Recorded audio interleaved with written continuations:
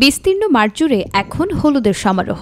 যদিও ফেনীর সোনাগাজীর আমিরাবাদ ইউনিয়নের সোনাপুর গ্রামের কৃষকের মাঠে ২০২৪ আগস্টে ভয়াবহ বন্যায় সরিষার বীজ নষ্ট হয়ে গিয়েছিল, তারপরও নিজের অদম্য স্বপ্নের জোরে পিছপা হননি সেখানকার কৃষকেরা।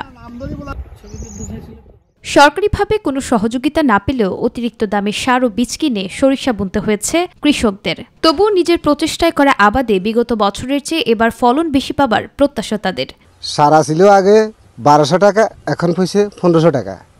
এই কারণে আমরা ফালাইতেও পারি নাই, এই বছর এই জন্য কম করছি। গতবার আপনার বন্যার কারণে অনেক ক্ষয়ক্ষতি হয়েছে, অনেক ক্ষয়ক্ষতির কারণে আপনার মনে করেন কি অনেক লোকে আপনার মনে করেন হালাইতে পারে নাই।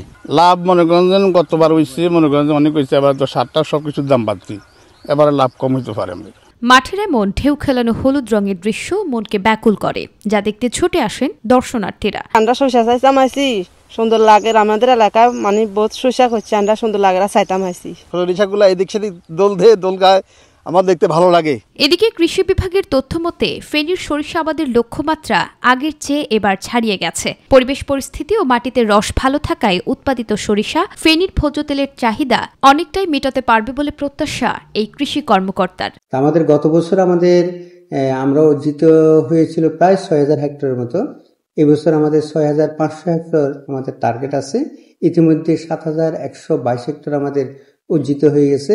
ভোজ্য তেলের পাশাপাশি সরিষার খড় জ্বালানি হিসেবেও ব্যবহার করা যায়। জমিতে সরিষার পাতা ও ফুল পচে তৈরি হয় উর্বর মাটি, আর তাই সরিষা চাষের কোনো বিকল্প নেই বলে মনে করেন সকলেই। নুসরাত শারমিন, মাই টিভি নিউজ।